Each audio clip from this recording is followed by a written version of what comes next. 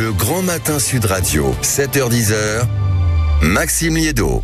Et comme tous les matins à partir de 8h10, soyez libre avec aujourd'hui un journaliste de Marianne. Bonjour Kevin Boucault-Victoire. Bonjour Maxime. Merci beaucoup d'être avec nous ce matin avec un sujet préoccupant ce matin, parce que vous allez nous parler non seulement des accidents du travail, mais d'un point très particulier. Ce sont ces jeunes qui meurent au travail.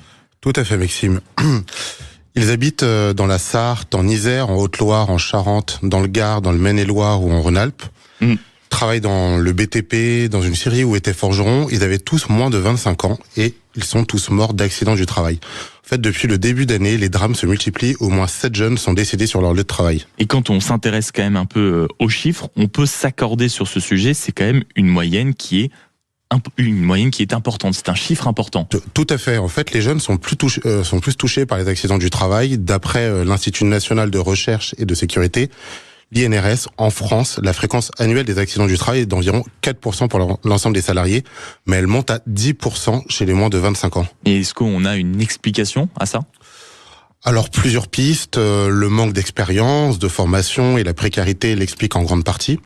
L'inexpérience, donc, en fait, un jeune manque de flair, entre guillemets, la palette qui bascule, la machine qu'on croit arrêter, le toit qui semble stable, le camion qui recule sans prévenir.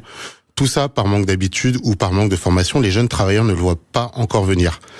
La précarité ensuite aggrave ce problème. Selon l'INSEE, près de 19% des moins de 25 ans sont en CDD contre 6,5% pour le reste de la population. 5,2% en intérim contre 1,6% pour les plus de 25 ans. Enfin, et c'est logique, ils sont aussi davantage en contrat d'alternance ou en stage, 29%.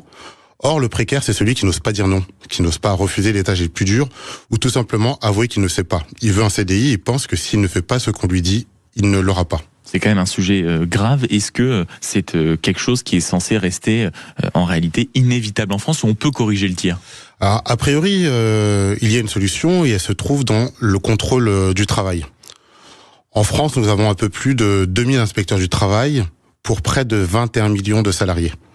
On voit qu'en fait c'est très peu, c'est même trop peu. Et les chantiers des Jeux Olympiques de Paris en 2024, qui ont été très renforcés en termes de contrôle, nous ont montré une chose. Quand on renforce l'encadrement, les effets se voient. Donc la solution est là, en fait, nous avons besoin de plus d'inspecteurs du travail et de plus d'inspections. Avec donc ce sujet gravissime quand même, ces jeunes qui meurent au travail. Merci beaucoup Kevin Boucault-Victoire d'avoir été avec nous ce matin, sachant que la une de Marianne, on peut le trouver en kiosque et sur le site internet. Flambée des carburants, en une, un certain Sébastien Lecornu, la colère monte et il s'en fout. Il y a également une enquête sur le véritable coût de la crise pour les Français, et vous recevez également dans vos pages les Christophe Guilluy, le théoricien des deux France, et il l'affirme de plus en plus, deux France se font face. Merci beaucoup d'avoir été avec nous mon cher Kevin Boucault-Victoire et nous avoir alerté sur ce sujet avec ce chiffre qui est quand même délirant. 2000 seulement inspecteurs du travail pour près de 21 millions aujourd'hui de salariés. C'est quand même quelque chose d'absolument sidérant. Merci beaucoup d'avoir été avec nous. Il est 8h13 sur Sud Radio. Dans un